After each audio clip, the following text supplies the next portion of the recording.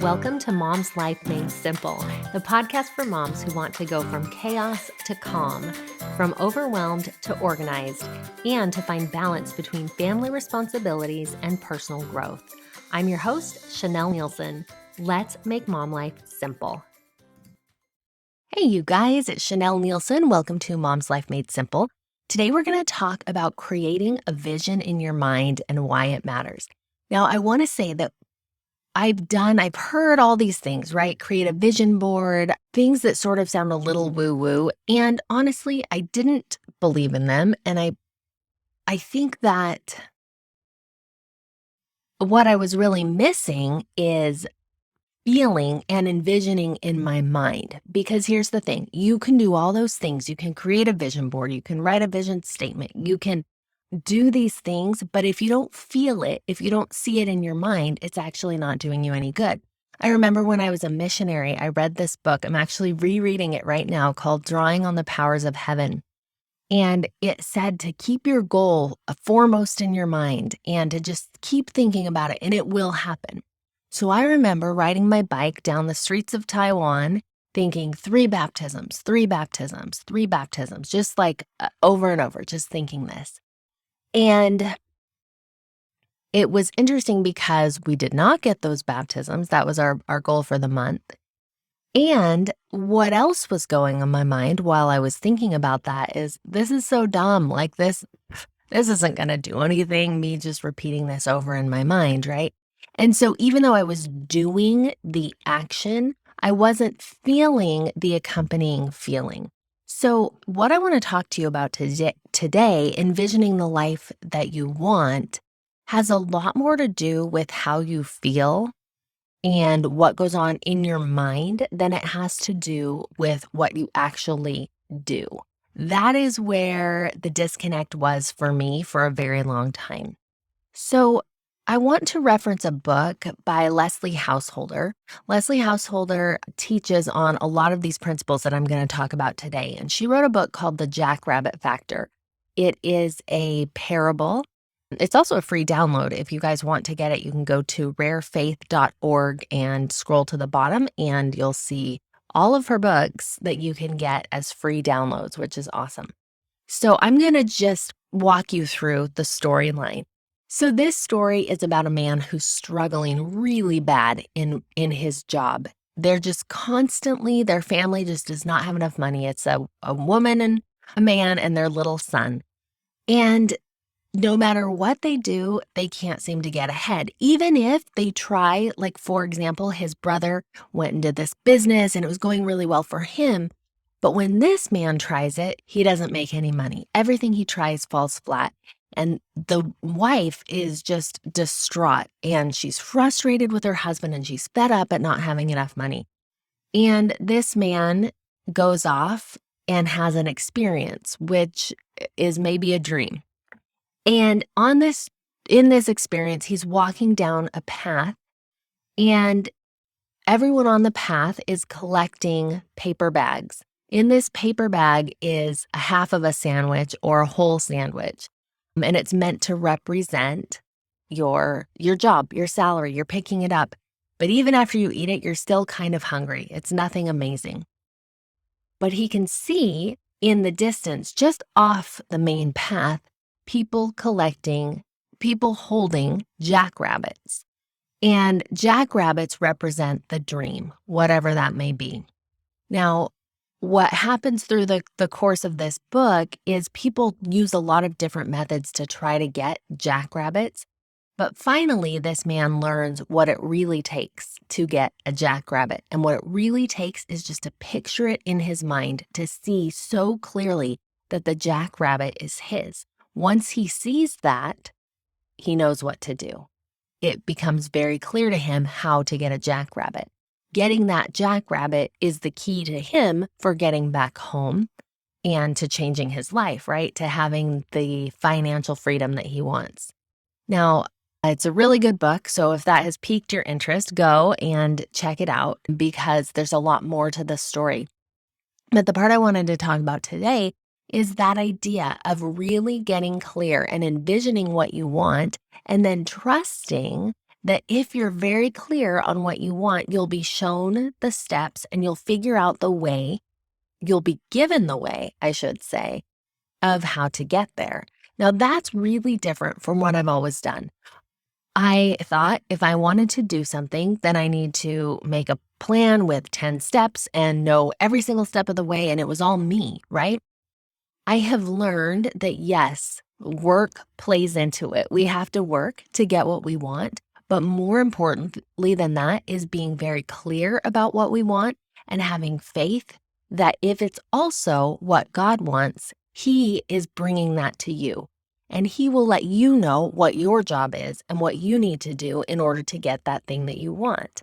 So I'm going to give some examples of how I'm using this in my personal life and what this looks like. And hopefully, as I do, it will sound a little less woo-woo and a little more practical to help you in your life. So I don't like to say my kids' business too much on the podcast. They're fairly private, but this does affect me. So I won't tell you which kid I'm talking about, but if you know me, you might guess. I have a son who is in high school. And he's really, since COVID, he's had a really hard time with his grades. Now, we here in California, we were out of school for about a year and a half and did online school during part of that time. And it's just been a hard transition for him.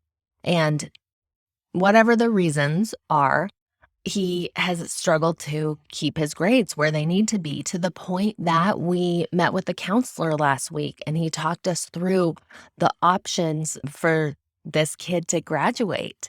And they include things like continuation school or dropping out of this high school and doing it all online, which we clearly know is not a good idea.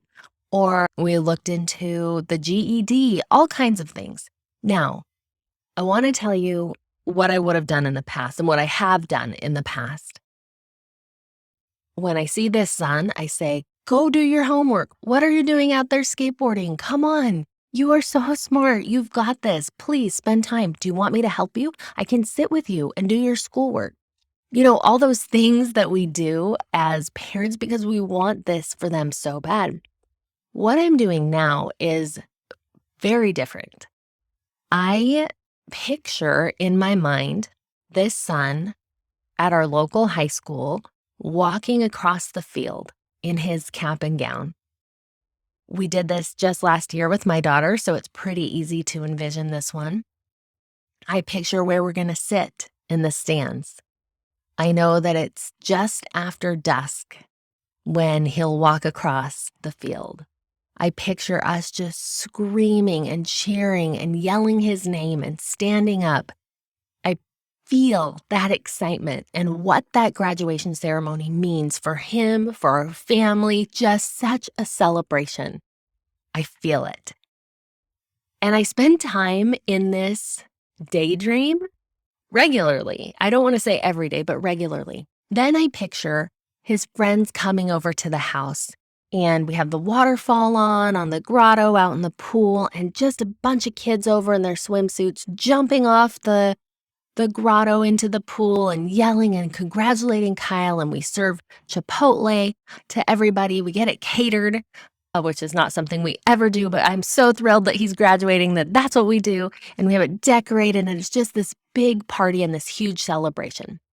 When I sit in that energy, when he comes home from school, I feel different. I don't feel like, oh, there's the kid that still didn't get his grades up. I feel like, oh, that's the kid that I want to celebrate.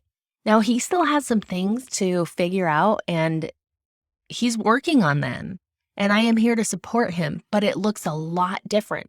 The other part of this process is listening for inspiration. So putting myself into that vision, into that daydream, whatever you want to call it, allows me to be on a higher plane and to feel a little bit better so that I'm ready for inspiration when it comes. And when God says to me, go write that son a note, or don't give him a hard time if he sleeps in today, or help him with his kitchen job today so that he can have more time for schoolwork. Whatever those little thoughts and impressions that come, I am more likely to be ready to receive them, and I'm more likely to hear them because I have already brought myself to a place where I believe it's possible and where I see it in my mind. Example number 2 is with another son who is so great, but he has struggled since our move, which was about a year and a half ago, to make really close friendships. And while he has friends at school and he, gets along with people fine, he doesn't ever have friends over at the house, and a lot of times he's alone. And that's hard for me as a mom. I see him, I want him to have friends, I want him to have these deep, lasting friendships. And so I spend time daydreaming. Let me say what I used to do first. I used to say, "Hey, do you want to have friends over here? What about this kid?" I used to set up play dates, even though he's too old for play dates, or family play dates where we'd have a family come over that just happened to have a son that's his same age. It didn't work. It did not work. And so what I do now is I spend time envisioning. This also takes place out in the pool. And there's a bunch of friends, and they're his friends, and they're here to be with him. And he's in the midst of them just laughing and joking around and, showing he's so clever and so funny. And he's showing this to all his good friends, just his sense of humor, and they're enjoying being together. And then one of the girls, there's girls at this party.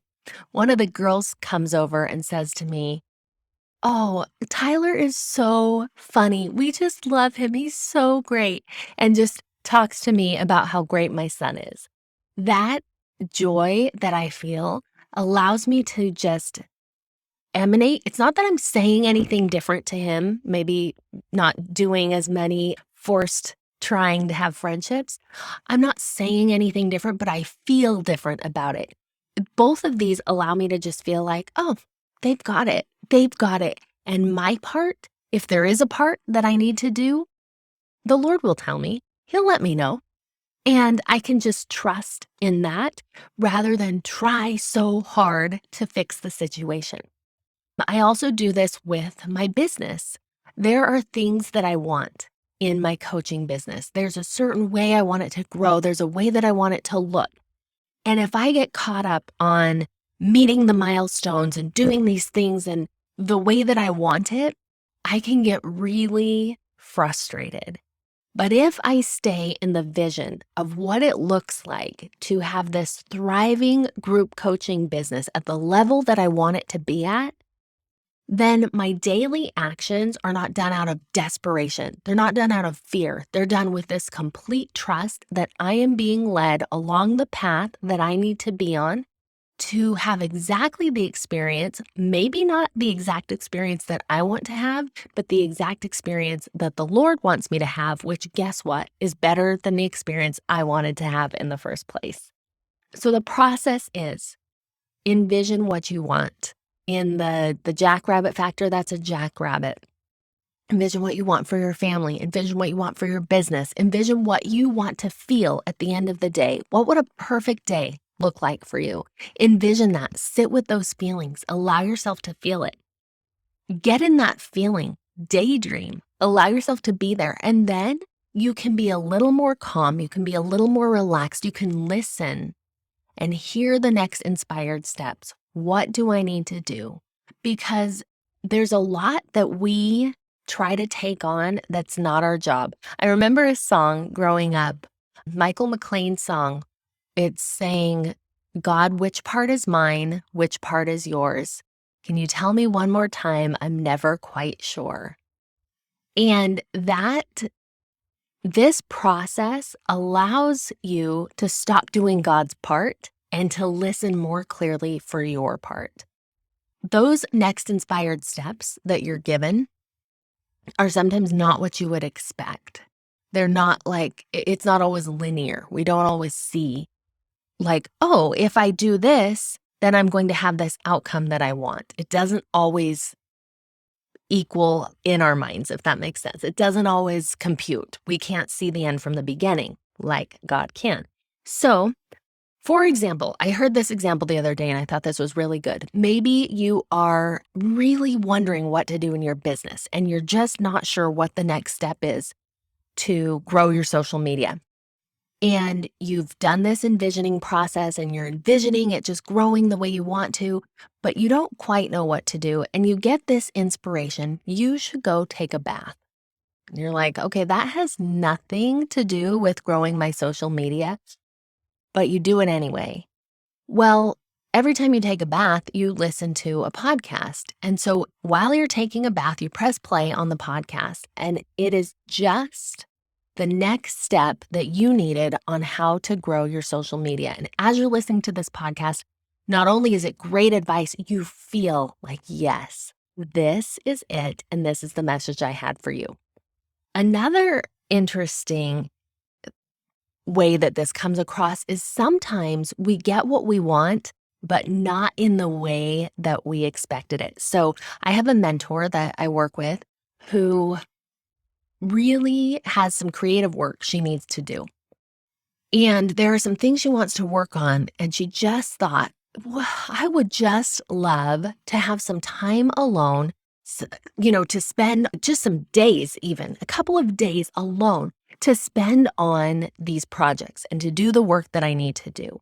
And she felt like that was what she needed to do. But she's got kids, she's got a job, she's got all these things going on. Who gets a few days alone? Well, she was inspired to host a retreat. And despite sharing this retreat everywhere with her large network, having a sales team work to sell this retreat, all the things, including paying $5,000 to rent the venue, despite all these things, guess who came to her retreat? No one. No one signed up for this retreat. And as she was sitting with this, disappointed, discouraged, the thought came to her, you asked for time alone. You wanted this time, and I gave it to you. And she recognized, yeah, I can, this losing the money is not ideal, but yet I'm getting exactly what I wanted.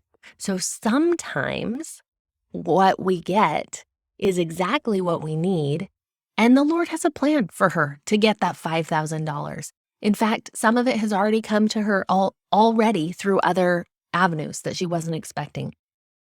When we listen, we will get that next inspired action. When we're in the right vibration to hear it. And the way we get in that right vibration is by picturing the thing we want and being ready for it. So even when things don't seem linear, when they don't quite seem to add up, when they don't quite seem to make sense to us, keep trusting. There's a plan. You are working towards it, and you're not alone. So this concept has been really helpful to me. I hope it's helpful to you too. If you have any further questions about it, reach out. I always love to chat. If you haven't yet, please leave a rating and review on Apple Podcasts. Thank you for being here, and we'll talk to you next week. Bye. Thanks for listening to Mom's Life Made Simple. Need some help making your mom life simple? I offer group coaching programs using my 4-step method called the Mom's Method. This is a process of manifestation, organization, mobilization, and simplification that will give you the balance, progress, and joy you're looking for. Visit ChanelNielsen.com or find me on Instagram or Facebook at Chanel Nielsen Coaching. I love to hear from you. Reach out with your questions, your feedback, and let me know how I can help make your mom life simple.